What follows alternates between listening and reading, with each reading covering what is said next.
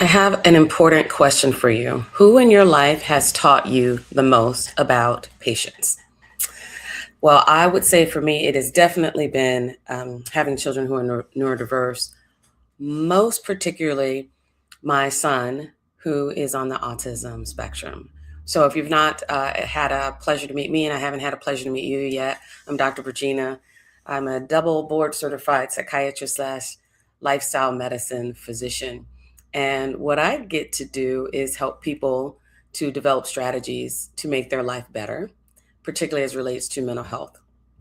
I do that in my private practice, and I get to do that also when I get to coach people, mostly healthcare providers, so that they can do similar work to what I'm doing, right? Because as many of you may know, we are in a mental health pandemic. There is a severe shortage of people who are joining the fight, the good fight. So I'm going to try to make this super quick because I know our attention span gets shorter and shorter and shorter. Here are a couple things that I need you to understand as a mental health provider, as a person that ends up volunteering with children or adults who are on the spectrum. If you are a first responder, especially firefighter, police, paramedic, slow and steady wins the race. So everything you needed to know in life, you probably learned in kindergarten.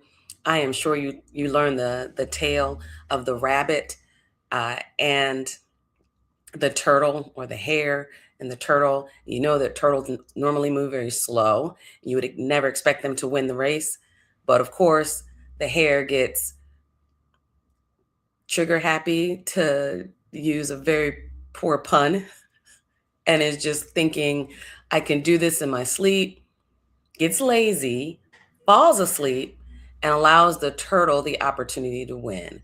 So going slow and steady 100% won the turtle the race. How does that apply to autism or a person with a special need?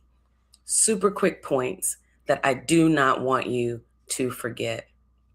If you're working with someone on the spectrum, number one, you may need to speak slower.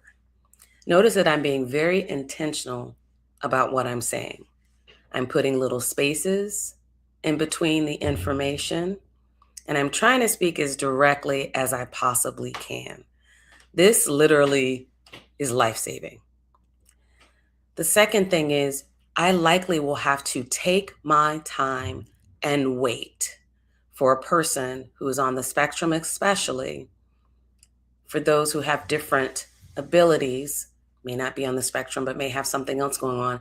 I may have to slow down and wait. I'm seeing a patient that does speech to text. That means I may ask a question and then I have to wait, to pause for them to type their answer in. If I'm working with someone that has a device, I may ask a question, but then I pause for them to press the buttons I need to press to until the device speaks on their behalf. If I'm speaking with my son, our mantra is 5 seconds. Now, not a super slow one Mississippi, two Mississippi, three Mississippi, four Mississippi, five, because then I've lost him for certain things. But if I'm giving a 3-step demand, Amir, stand up.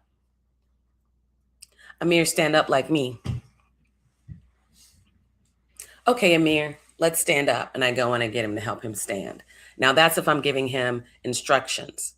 However, if I see that he is already dysregulated, I have to wait. I have to wait for him to either self regulate, go through his internal process that he has to calm himself down, or I have to go through the process of giving him just enough time to see that he's starting to regulate. And if he seems like he can't quite get it together, then I'm giving him another instruction. We call it high P, high probability. I'm giving him something that is very likely that he knows how to do. It's not hard for him to do. He can do it almost in his sleep. Almost in his sleep. And it's not super, super hard. Amir, clap your hands. Amir, touch your shirt. Amir, what color is your shirt? It's green. Okay. Those are high P. He can do that. Amir, what's 4 plus 3? I'm not giving him that. Okay, I might give another child with a different cognitive ability that, but for him, for my son, for my child, I know him well enough to slow down and ask him things that he can easily comply with.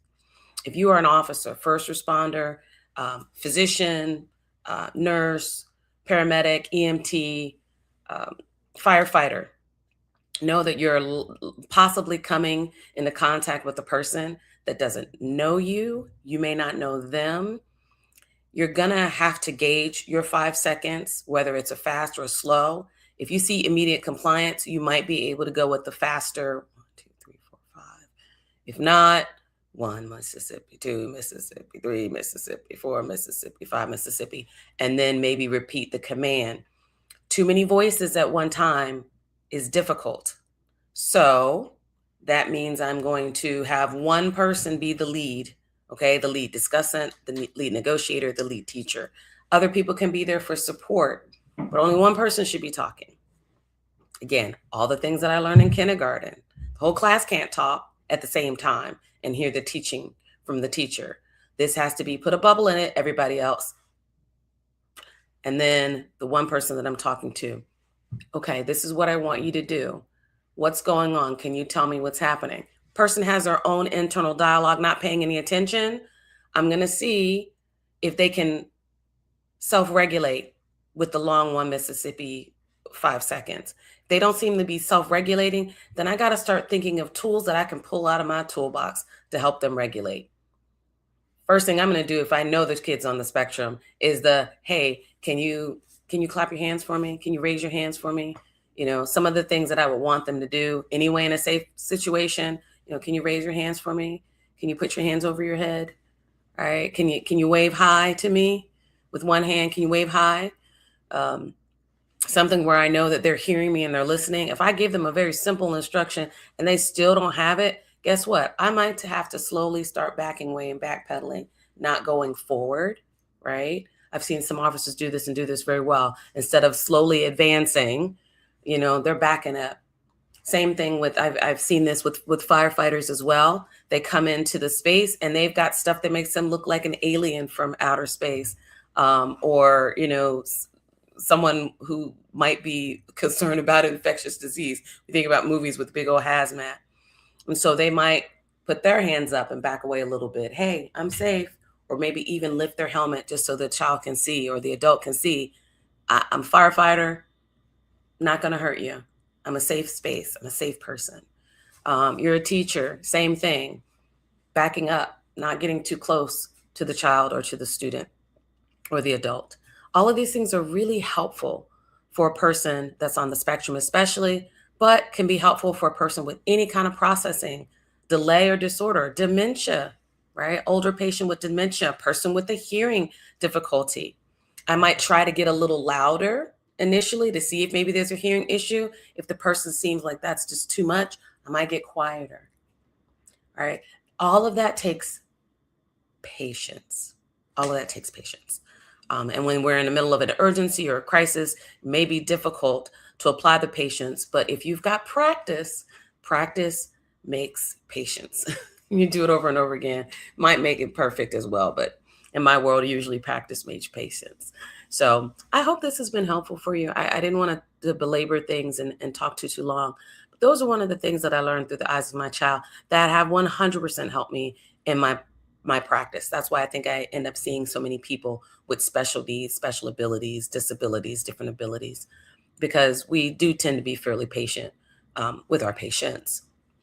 And we, from a very basic stance, tend to also seem to kind of get our patients because we've got experience, right? Either familially or from practice, or just another lived experience from another way.